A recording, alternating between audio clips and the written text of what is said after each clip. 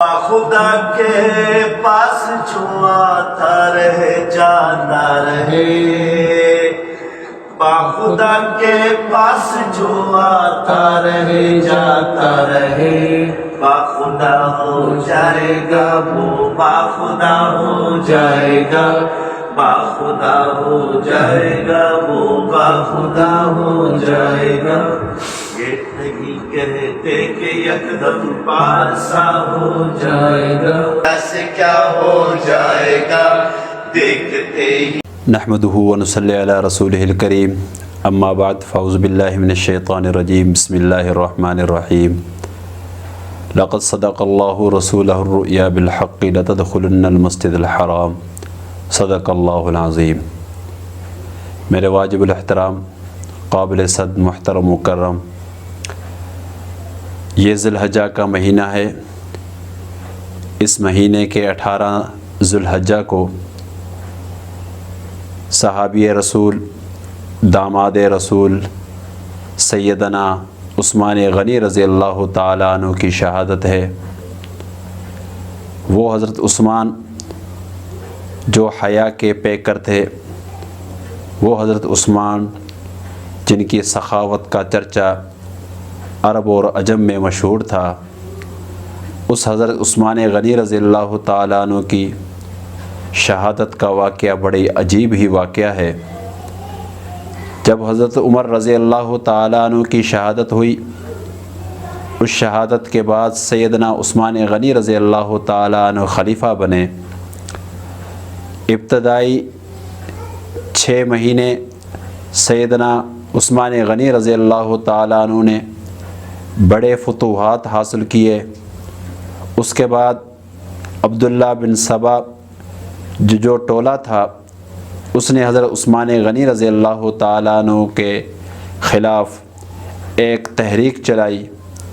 وہ مصر سے اٹھ کر مدینہ میں آیا اور آ کر اس سبائی ٹولہ نے، ان منافقوں نے حضرت عثمان غنی رضی اللہ تعالیٰ عنہ کے بارے میں غلط نظریات، شک و شبہات، اور انہوں نے ایک نعرہ یہ بھی لگایا کہ خلافت کا جو اصل حقدار ہے وہ سیدنا علی رضی اللہ تعالیٰ عنہ ہے۔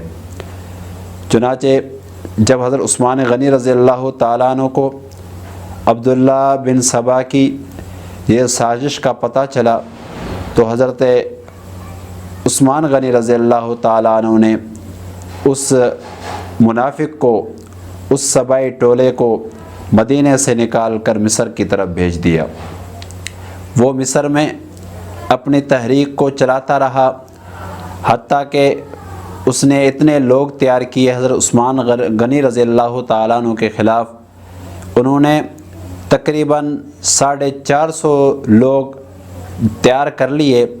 پھر اس کے بعد وہ موقع کی تلاش میں تھے کہ حضرت عثمان غنی رضی اللہ تعالیٰ عنہ کے پاس جا کر ہم حملہ کریں۔ چنانچہ ان کو ذی القعدہ کا مہینہ 7-8 تاریخ کو وہ تمام کے تمام لوگ مدینہ کی طرف آ گئے، کیونکہ ان کو پتہ تھا کہ مدینہ کے تمام مسلمان حج کی طرف چلے گئے ہیں، یہاں پر کوئی بھی نہیں ہوگا۔ موقع محل کے حساب سے وہ مدینہ میں آئے اور سیدنا عثمان غنی رضی اللہ تعالیٰ عنہ کے خلاف سازش کی تحریک شروع کر دی۔ ایک مرتبہ سیدنا عثمان غنی رضی اللہ تعالیٰ عنہ مسجد پر بیٹھ کر جمعے کے بیان میں خطبہ دے رہے تھے، تو ایک منافق، ایک سبائی ٹولہ کا جو آدمی تھا، وہ کھڑا ہوا۔ اس نے کہا کہ اے عثمان، تجھے خطبہ دینے کا کوئی حق نہیں۔ اس کے بعد دوسرا بندہ کھڑا ہوا، اس کے بعد تیسرا بندہ کھڑا ہوا، پھر 5واں کھڑا ہوا۔ اس نے کھڑے ہو کر سیدنا عثمان غنی رضی اللہ تعالیٰ عنہ کے اوپر حملہ کر دیا اور ان کے چہرے کو اوپر پتھر مارا، جس کی وجہ سے سیدنا عثمان غنی رضی اللہ تعالیٰ عنہ بے ہوش ہو گئے، بے ہوش ہو کر گر پڑے۔ وہاں پر جو صحابہ کرام موجود تھے، سیدنا علی رضی اللہ تعالیٰ عنہ، انہوں نے حضرت عثمان غنی رضی اللہ تعالیٰ عنہ وہاں سے اٹھایا اور اٹھا کر سیدنا عثمان غنی رضی اللہ تعالیٰ عنہ کو ان کے گھر پر لے کر آئے۔ جب حضرت عثمان غنی رضی اللہ تعالیٰ عنہ کو ہوش آیا، پھر حضرت عثمان غنی رضی اللہ تعالیٰ عنہ نے دیکھا کہ حضرت علی رضی اللہ تعالیٰ عنہ ان کے پاس موجود ہیں، تو حضرت علی رضی اللہ تعالیٰ عنہ سے پوچھا، اے علی بتا تو صحیح مدینہ کے مسلمانوں کا حال کیا ہے؟ تو حضرت علی رضی اللہ تعالیٰ عنہ نے فرمایا، اے عثمان، ہم آپ کی طبیعت کے بارے میں بڑے فکر مند تھے، لیکن آپ مدینہ کے مسلمانوں کے بارے میں پوچھ رہے ہو۔ چنانچہ حضرت عثمان غنی رضی اللہ تعالیٰ عنہ نے فرمایا کہ اے علی، مجھے حضور صلی اللہ علیہ وسلم کے مدینہ کے مسلمانوں کا بڑا خیال ہے، کہیں ایسا نہ ہو قیامت کے دن حضور صلی اللہ علیہ وسلم میرے سے سوال کر لے کہ میرے مدینہ کے مسلمانوں کا کیا حال ہے۔ اسی وجہ سے حضرت عثمان غنی رضی اللہ تعالیٰ عنہ نے بے ہوشی کے بعد جیسے ہی ہوش آیا تو مدینہ کے مسلمانوں کے حال پوچھا، اور اس کے بعد ان منافقوں نے حضرت عثمان غنی رضی اللہ تعالیٰ عنہ کے متعلق بڑی سازشیں کرنی شروع کر دی۔ انہوں نے اعلان کیا کہ آج کے بعد عثمان غنی رضی اللہ تعالیٰ عنہ مسجد میں نماز نہیں پڑھ سکتے، اور انہوں نے یہ اعلان کیا کہ آج کے بعد سیدنا عثمان غنی رضی اللہ تعالیٰ عنہ اپنے گھر سے باہر نہیں نکل سکتے۔ چنانچہ حضرت عثمان غنی رضی اللہ تعالیٰ عنہ گھر میں موجود ہیں اور وہیں نمازیں پڑھ رہے ہیں، وہیں اللہ تبارک و تعالیٰ کی عبادت کر رہے ہیں۔ وہ منافق حضرت عثمان غنی رضی اللہ تعالیٰ عنہ کو باہر نکلنے نہیں دے رہے۔ ایک دن گزرا، 2 دن گزر گئے، 3 دن گزر گئے، حتیٰ کہ 10 دن 12 دن گزر گئے۔ تو 12 دن کے بعد سیدنا علی رضی اللہ تعالیٰ عنہ کو خیال ہوا کیوں نہ حضرت عثمان غنی رضی اللہ تعالیٰ عنہ سے پوچھ کر آئیں۔ حضرت علی رضی اللہ تعالیٰ عنہ نے کہا، بتاؤ تو صحیح آپ کا کیا حال ہے؟ سید عثمان غنی رضی اللہ تعالیٰ عنہ نے فرمایا کہ اے علی، مجھے جب بھوک لگتی ہے میں نماز پڑھ لیتا ہوں، جب پیاس لگتی ہے تو اللہ تبارک و تعالیٰ کا کلام پڑھ لیتا ہوں۔ پھر حضرت عثمان غنی رضی اللہ تعالیٰ عنہ نے حضرت علی سے دریافت کیا، اے علی، ہو سکے تو 2-3 گھونٹ پانی کا لے کے مجھے دو، میں تاکہ اپنی پیاس بجھاؤں۔ حضرت علی رضی اللہ تعالیٰ عنہ نے حضرت عثمان غنی رضی اللہ تعالیٰ عنہ کے حکم کی پاسداری کرتے ہوئے اپنے گھر گئے، وہاں سے مشکیزہ اٹھایا اور اس میں پانی لیا، اور آ کر حضرت عثمان غنی رضی اللہ تعالیٰ عنہ کے گھر کے سامنے دروازے پر رک گئے۔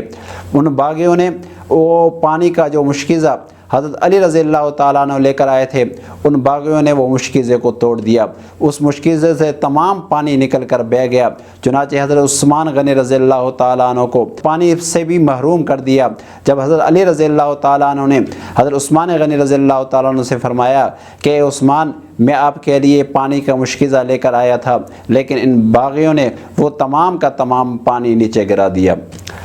حضرت عثمان غنی رضی اللہ تعالیٰ عنہ اپنے گھر میں تقریباً 40 دن تک وہاں اندر رہے، بھوک کے عالم میں، پیاس کے عالم میں عبادت کرتے رہے، قرآن مجید کی تلاوت کرتے رہے۔ جب حضرت عثمان غنی رضی اللہ تعالیٰ عنہ کو پتہ چلا کہ میری آج رات مجھے خواب میں حضور صلی اللہ علیہ وسلم کی زیارت ہوئی، حضور صلی اللہ علیہ وسلم نے آ کر سیدنا عثمان غنی رضی اللہ تعالیٰ عنہ سے فرمایا کہ عثمان، آج آپ کی افطاری ہمارے پاس ہے۔ حضرت عثمان غنی رضی اللہ تعالیٰ عنہ سمجھ گئے کہ آج میری شہادت کا دن ہے۔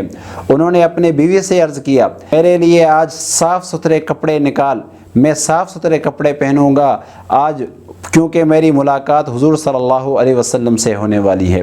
حضرت نائلہ فرماتی ہیں، جس دن حضرت عثمان غنی رضی اللہ تعالیٰ عنہ کی شہادت ہوئی تو اس دن حضرت عثمان غنی صبح تہجد کے وقت اٹھے، انہوں نے اپنے کپڑے چینج کیے، نہایا، اس کے بعد عبادت کرنے، نماز پڑھنے شروع ہو گئے، اور اس کے بعد تلاوت کرنی شروع کر دی۔